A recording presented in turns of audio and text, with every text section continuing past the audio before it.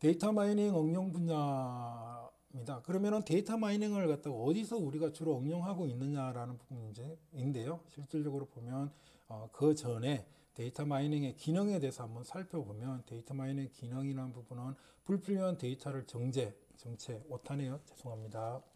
전처리하는 과정. 그죠? 그리고 예측 분류 연관 패턴을 갖다가 하는 방정. 그리고 의사결정을 해주는 과정을 우리가 데이터 마이닝의 기능이다라고 얘기를 할 수가 있는 부분이고요. 그 데이터 마이닝의 응용 문제를 예시를 하게 되면 여기서 보면은 데이터베이스 마케팅이라는 것, 그리고 신용위기 관리 부분이죠. 은행이나 부등 쪽에서 얘기하는 부분이고요.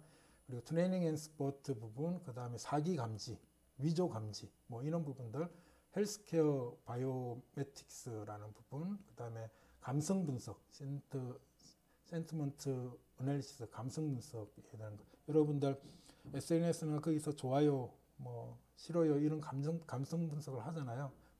표출을 하잖아요. 그런 부분들을 단어들이나 그런 어떤 감성에 해당되는 단어들이나 어떤 이모티콘 같은 것을 분석을 해서 이 데이터가 얼마만큼 그 감정에 의해서 좌우되고 있는지를 갖다가 판단해내는 기법, 그리고 질적 데이터 마이닝 부분에 대한 것, 스팸 메일 필터링 같은 것들이 이제 이런 부분들이 응용 분야다라고 얘기를 할 수가 있고요.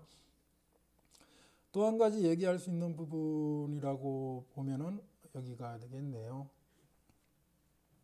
데이터 마이닝 실생활 응용 분야 부분에서는 이렇게 보면은 우리가 2020년도에 데이터 마이닝에 가장 공통적으로 응용될 수 있는 분야라고 이렇게 되어 있는 부분들입니다. 이 내용을 한번 살펴보시면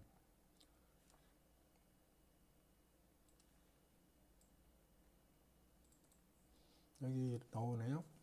크지 않을 수 있으니까 조금 더 키워서 한번 봅니다. 2019년 12월 27일에 나와 있는 2020년도에 데이터 마이닝을 응용할 수 있는 부분의 이그젠플 부분이 되겠습니다. 그래서 보면은 우리가 날리지 디스커버리 부분에 대한 얘기인데요. 여기서 이그젠플들을 보게 되면 일단 모바일 서비스 프로바이더라는 게 있네요. 모바일 서비스 프로바이더.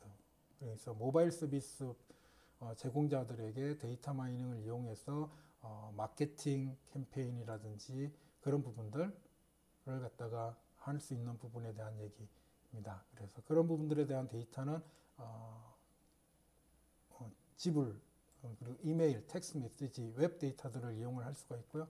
그래서 그런 부분들, 그 다음에 리테일 섹터라고 되어 있는 부분이 되겠습니다. 리테일 섹터, 소매 분야죠. 소매 분야에서도 마찬가지 할 수 있다라는 부분이고, 여기서 보면은 요 내용이 나와 있는데 요거는 나중에 같이 한번 보도록 하겠습니다. 그 다음에 인공지능 분야에서도 사용될 수 있다라는 부분이 되겠습니다. 그 다음에 이코머스 부분에서 전자상거래 쪽에서도 우리가 얘기를 하는 부분이 되겠습니다. 그래서 이런 부분들, 그리고 과학과 엔지니어링 파트에서도 응용이 되고 있다라는 부분. 그리고 범죄 예방도 있네요. 범죄 예방 부분에 대한 것들도. 실질적으로 어떤 특정한 이모션, 어떤 특정한 행동이나 이런 것들 CCTV를 통해서 디텍션을 하고, 그래서 이것은 범죄가 일어나고 있다 또는 일어날 것 같다 라는 부분들을 우리가 예측해서 미리 방지를 할 수가 있고요. 또는 그런 부분들에 대한 얘기. 그 다음에 연구 분야이죠. 연구 분야에서도 데이터 마이닝을 주로 사용해서 주로 그런 부분들, 우리가 여기서 얘기하는 환경적인 컨디션 같은 것들을 리서치를 할 수가 있다는 거죠. 보면은 여기 있네. 여기 보면은 에어 pollution, 대기 오염의 확산, 뭐 그런 조건, 그리고 천식 같은 것들에 대한 것, 아니면 뭐 코로나와 관련된 그 부분도 같이 얘기할 수 있는 부분이 연구 분야라고 볼 수가 있고요. 데이터 마이닝에서 파밍 부분도 있네요. 농업에서도 보면은 생산량, 얼마만큼의 물을 주면은 얼마만큼의 야채를 더 많이 생산할 수 있을까라는 부분에 대한 것들도 예고할 수 있는 분야이고요.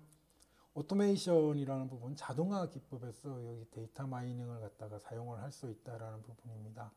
그래서 그런 부분들에 대한 얘기, 그 다음에 가격에 대해서도 여러분들 보게 되면 다이내믹 프라이싱이 가능하다는 거죠. 즉, 일반적으로 가격의 결정은 어떻게 이루어지죠? 일반적으로 얼마만큼 공급할 수 있으며 그리고 얼마만큼 누가 소비할 것인가라는 그 균형점, 이퀄리브리엄이 이루어졌을 때를 우리가 고정된 가격으로 보는 겁니다. 근데 실질적으로는 수요가 굉장히 다이내믹하잖아요. 그러면 그 다이내믹한 수요에 얼마만큼 가격을 갖다가 책정을 할 수 있는가라는 부분이죠. 그래서 수요가 증가하면 가격도 증가하게 되겠죠. 공급이 한정돼 있다면. 그런 부분들, 뭐 코로나19에서의 어떤 마스크의 가격도 일반적으로 이 다이내믹 프라이싱을 실질적으로 데이터 마이닝을 통해서 합리적으로 결정해서 할 수 있는 부분이 되는 부분입니다. 그 다음에 트랜스포테이션 부분이죠. 우리 도시계획, 도시공학과에서 배우는 학문 중에 하나죠.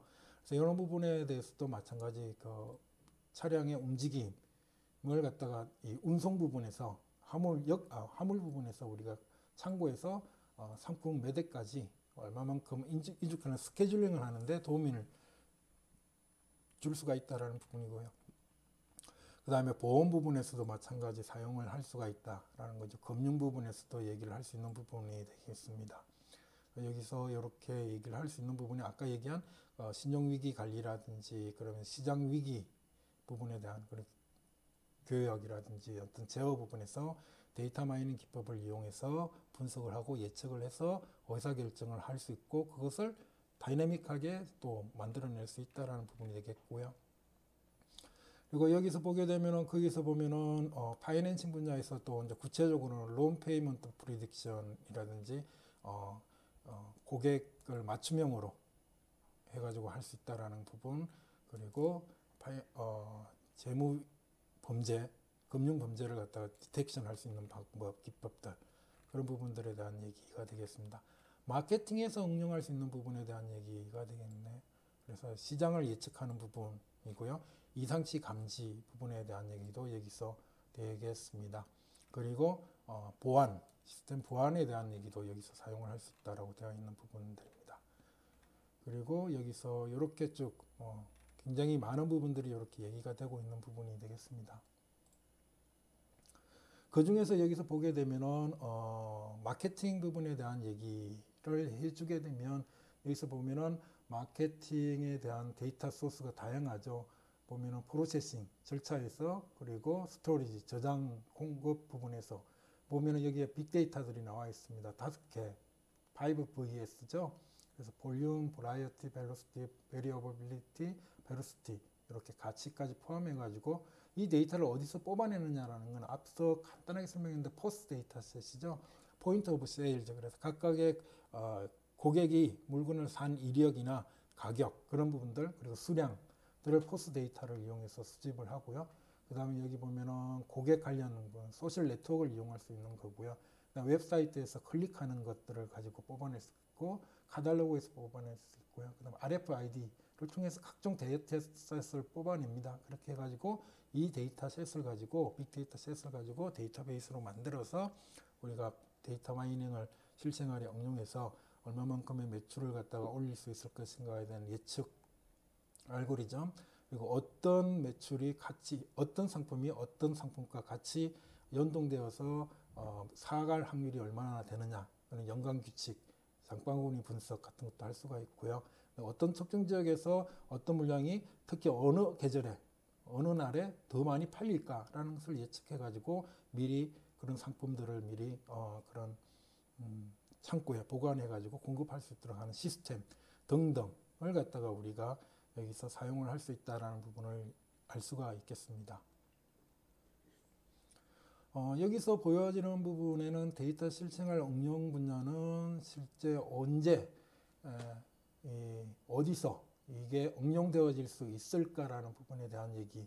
그래서 여기 보면은 2017년도에 응용되어진 퍼센테이지와 2018년도에 응용되어진 비율을 보게 되면 주로 이렇게 보면은 이렇게 해서 양의 상관성이 굉장히 높은 것을 보이고 있습니다. 그래서 보면 가장 많이 사용되는 응용 분야는 CRM이다라는 거죠. 고객 분석에 대해서 사용하는 거고, 헬스케어, 은행, 파이낸싱, 사이언스, 과학 분야, 이코머스, 전자상거래, 사기 감지 부분, 리테일, 마케팅, 애드버타이징, 광고, 매뉴팩처링, 인슈런스, 메디칼, 그리고 소프트웨어, 셀프 드라이빙 카, 자율주행 차량, 바이오테크놀로지, 투자, 모바일 애플리케이션, 게임 등등 이렇게 해가지고 그래서 2017년도에 비해서 2018년도 부분이 주로 보게 되면은 유행했던 부분들이 다시 또 응용이 되고 있다는 것을 볼 수가 있고요. 이런 부분들을 우리가 통해서 데이터 마이닝을 응용을 할 수 있다라는 부분이 되겠습니다. 여기까지가 이제 실질적으로 우리가 데이터 마이닝을 일반적으로